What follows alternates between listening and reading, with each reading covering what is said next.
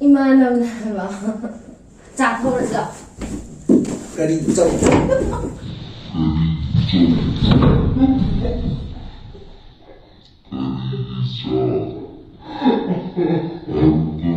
Hello guys, good morning ma'am. Ngasidi yam interesting oiba oine na khalle ado oiba video ma semge na tawbune ma'am na prank tawro haida haibugo ado prank je haijo haitabugo adagi manju haidi thabak je sida kaino tawribanina kaino thabak manungda laingai dadi prank kumba kai gumba je namhai gumje hayeng kaino thok buju kuidre kan thabak lora kando namje uniform kai ka su nungai te dum hai lebugo adu ngasidi mai mo taw ya dream ya amda haidi mayam gi pressure jing je ko ai prank namting man ngawre badun ne prank video je semak ke tawbane ai imana ba amaga waisana ge ba hujik se imana ba ga waisana raga ai nupa koi ba sa de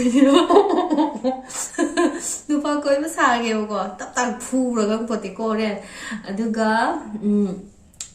mana kai kamai taroke thajadadana phagida su kangbote natragana tapam phuba ma karma je hoji kaino tawdure ba hoji pung kya ta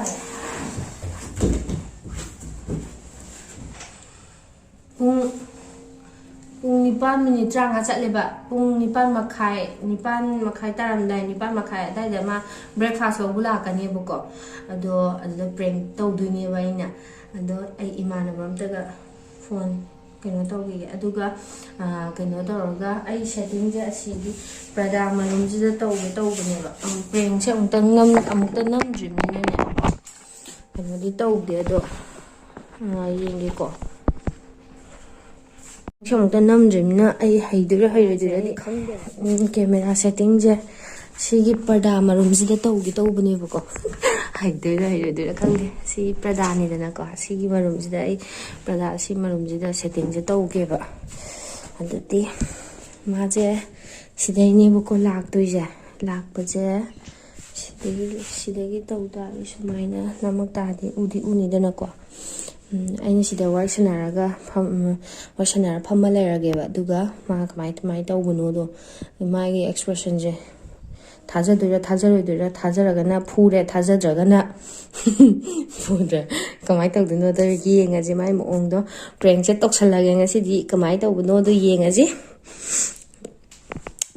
yam henta de isaji khara thagatleba haide amta tawdribanina adadi yengaji ko mayam ai camera set amta tawgige laije ko mana laije arrow point dane ko ai kaino arrow point haje akhoi sidaina akhoi gi kaino daina haragana bandana wali haragana bandana daina akhoi gi kaino bandana haidara khongi angambom lebdo dumai khatane lapnai ji yam naknai ba arrow point ga man di chani je adu lak pula ane ko sana baje dum horje ba haidi minute khara yamna phone je minute khara yamna thokna ba idi mana check tawraju minute singa saidi wai sana ba mano ko ai kare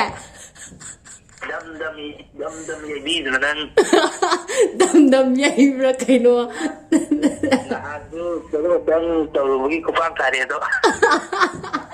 ngajai chai na tamu cha tawru akoi di hana dum kong nei dana ko adugi ma khang da bai ne ba aina tamu cha ya da ya ro har bu do adu ma di kaino khala ma le ka da na wa sai da tawre ba nga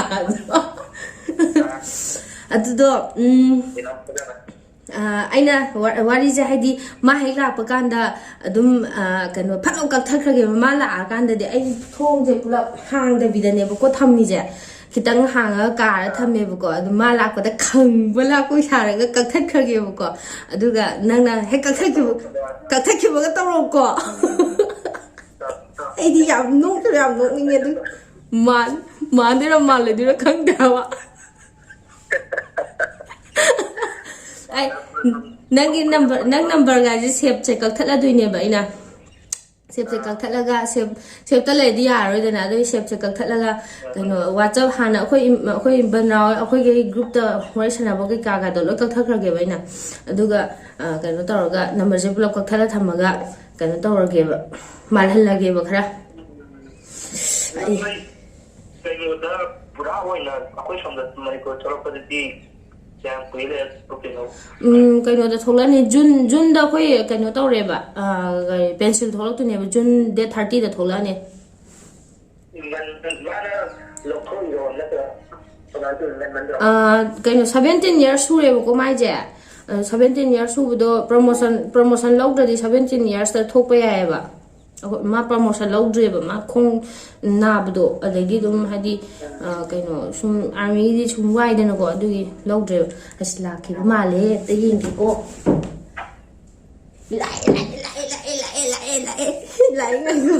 ꯉꯥꯏꯈꯣ ꯊꯣꯡꯗ ꯆꯪꯉꯛꯄ ꯐꯥꯎꯗꯤ ꯊꯝꯈꯤꯁꯦꯕ. ꯉꯥꯏꯈꯣꯀꯣ ꯑꯩ ꯀꯦꯃꯦꯔꯥꯗꯩ ꯊꯣꯛꯑꯒ ꯅꯠꯇ꯭ꯔꯗꯤ ꯊꯥꯖꯔꯔꯣꯏ. ꯈꯣꯝꯖꯤꯟꯈꯤꯒꯦ ꯍꯦꯛꯇ ꯀꯦꯃꯦꯔꯥꯒꯁꯦ. ꯍꯣꯏ ꯄꯨꯟꯁꯤ ꯉꯥꯏꯈꯣꯀꯣ. A few moments later. Malaluko. Hello. ꯑꯗꯣ ꯑꯩꯅ ꯀꯩꯅꯣ ꯍꯌꯦꯡ ꯊꯣꯛꯂꯛꯑꯀꯥꯟꯗꯅꯦ ꯐꯖꯅ ꯍꯥꯏꯔꯛꯀꯦꯕꯀꯣ. ꯑꯗꯨꯒ ꯊꯦꯡꯅꯁꯦꯕ. ꯃꯥ ꯈꯪꯗ꯭ꯔꯤꯉꯩꯗ ꯊꯣꯛꯂꯛꯀꯦꯕ ꯑꯩ ꯅꯣꯡꯃ.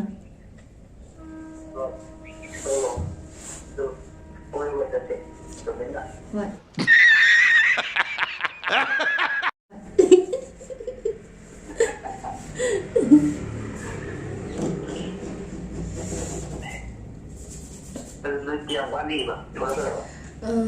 March-tadi ꯑꯩꯈꯣꯏ March-tadi ꯊꯣꯛꯂꯛꯀꯅꯦꯕꯀꯣ.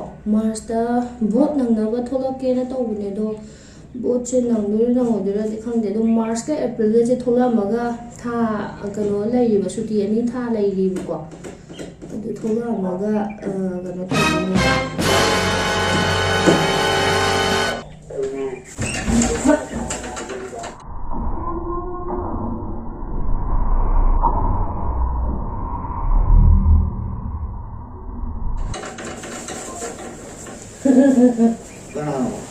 ꯑꯩꯈꯣꯏ ꯃꯥ ꯍꯣꯏ ꯁꯥꯟꯅꯔꯝꯃꯅꯤꯗ. वाह क्या सीन है, वाह क्या सीन है.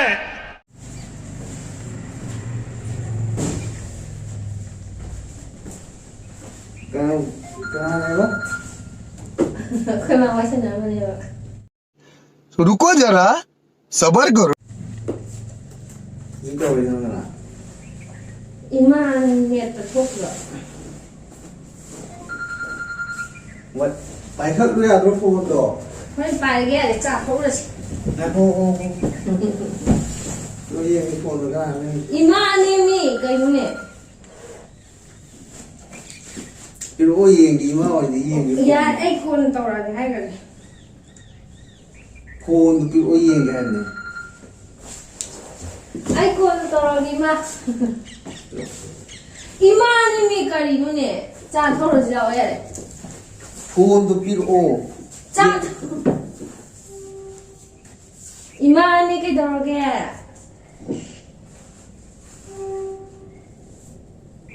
Sino may number ro? Mane.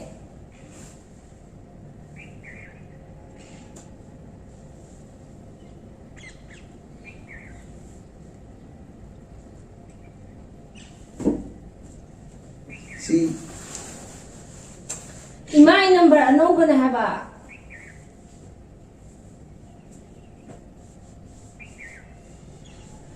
Imai number anouba na ngarang. Tawro na hore ay to.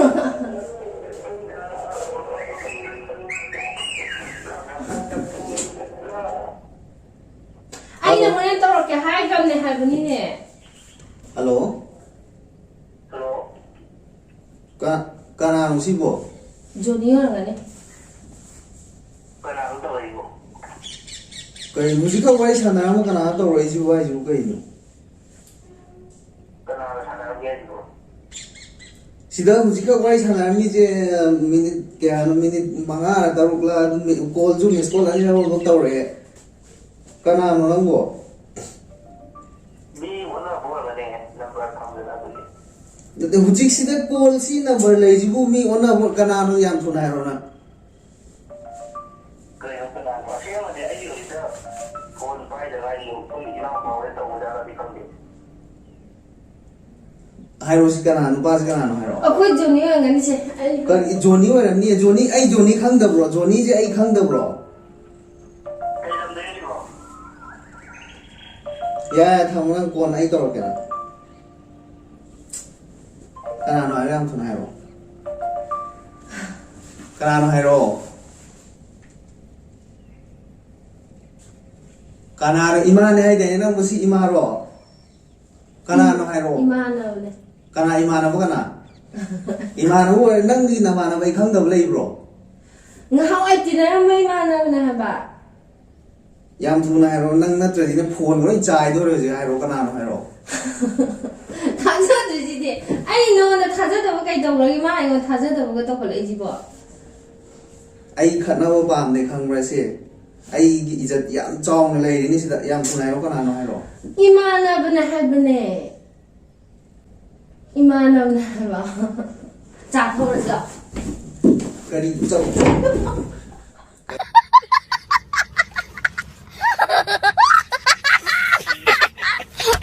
Kari gi cha. Hairo kana no hairo yang tu na hairo. Na bra. Phone je di phang roi kai rin ni soi de na si kana no hairo se. Kana no. Imana bana hai ba ai ngau ai tina mai mana ne na Nama bo na dai bo na nang di hai ba. nama na bo khang da bo kana le ge ai. Nang di Nang nama bo na. dai khang nang kui tina ibani kai no dau. Aduga nang iman hai marong gai gino aduga. Kari gino nang iman ai ngon chin thir gai gino nama na bo tina ai ngon hai bya da bro nama na ne na. Kham mai ne. Kari khang bo. Kari gi nama na bo kari khang doi ai la kan da. Yang fu na ro nang na tradi na de yang cha ro na si. Chat ya ro ye chat ke di nayum da khang ba. Kai ngai ja. Kari gino nang na ai lai tu ne wari sanara mi je. Som thabak su loi na hatang chanaram bane. Kari thawak loi bana. Nang breakfast se mo na. Kari breakfast ai no di chaksang changa me hangam pure na ngam suti halak pa hangam pure na ina sida kai sa ga le tra thong nga haur ke cha ga la ai jindang ne sida is haro kana na breakfast sem dri. Cha no la me. Pung ni pam khai da re. Cha na za na ne sem ji bane na. Haro kana no han haro nang acha put kai kana no han haro se. Imana na hai bane.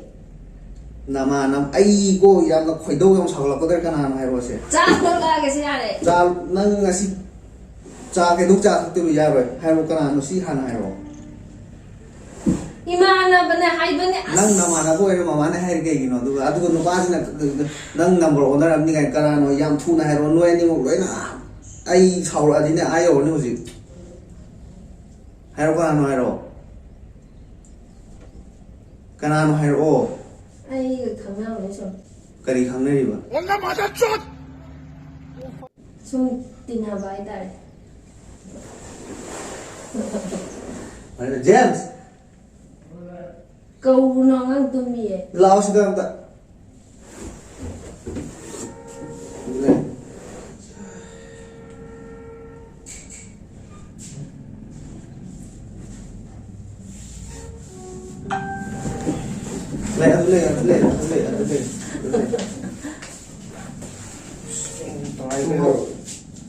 noi che je no pa mo wai sa na ma As imana bani ba.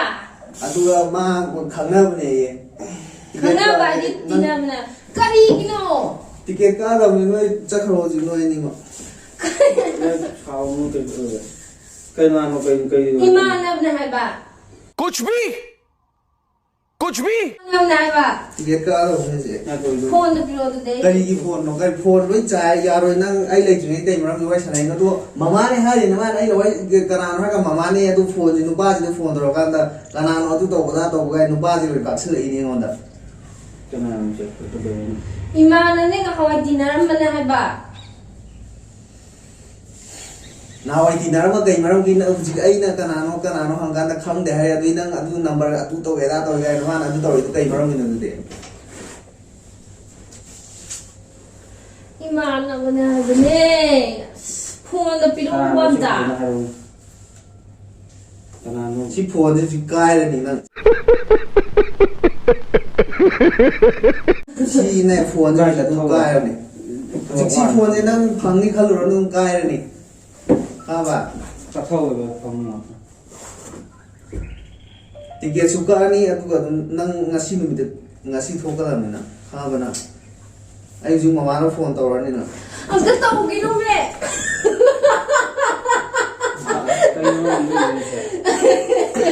prank tawda bane prank tawda bane wai sano ai man da wai sano go ji no ba da wai sano no de tumbu hawa ai man da wai sano ino prank prank tawda mangan na wai sano na ba ai tumbu hawa tribin na sala ta camera kai thamu na tu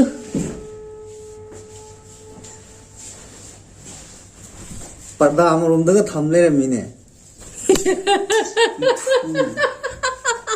wai sano thajada male mangan ne haibani ne wai sano ba do yenge ba hello Dai. mangan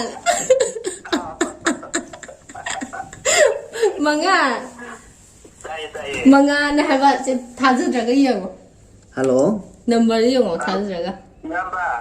ai di number se khang ai di noi number se amu khang de number ne ma save save to de se save to kan khat ne Dai bai go chep to hamne ba.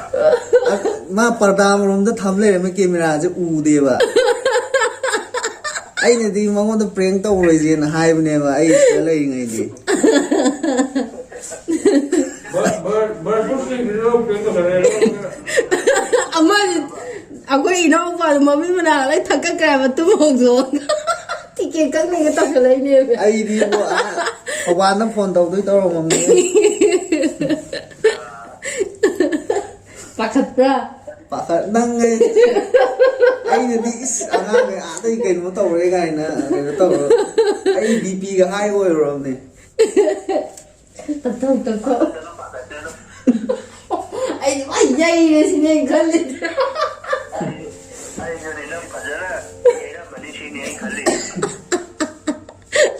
ai kano tawge tawramane ba akhoi ma phone tawge tawbu da gi pakhatana amuk laura ne tawra ai do ba Nasai yama do phone do kai do. Aduda ai je khai ge pajara khai ge khala ne do na ana nungai da na khai da. ai imanaw ni ngawai gi imanaw ne ajun ba adu video lo sanjila ai ge to ro ge sau phar bo ai di ru zo ri ge ai mai ne mayam yo ma ai no di ma ngon da ai revenge long ne ma so khang da di da tong ne bai nang kai ni be sok di ba wa adu di ai ne to ro ko thabak to nang khang ga ro ai tau ge ba na ai ju ye go ba magan se ai kano video nami bu ko je adu do kano to rom ta amta har mu se kai do khara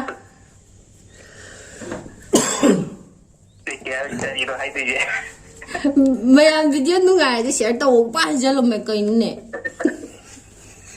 Mayamna imana bizigi zini bazigi mazigi khoi YouTube channel de mayamna nungai biraga di like to wiramo subscribe to wiramo usi video na do phiti ke yo holaji to ga ma si an chai cha da ni ai na ai na go hai di mai je kai nom ju sum man ba ai na mama do phone tau gen tau kan tak lam hai du re ma ho adudi kano tawje losangi video sangane ba ai mamang da ju khara namgre ba hai di ma lak chinge da ju namgre ba hoji video myam sange ba ai kita ngai mi hundi plang khappe ai amuk tor ke ko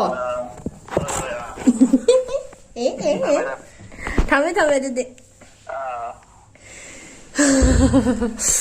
ai gi prank success oi mya ma didi success oi ni nang ngai ni na ai sa ke kita ngai do ya ma didi video jenu ngai bi ta di like to bramo share to bramo subscribe to bramo comment to bramo bye bye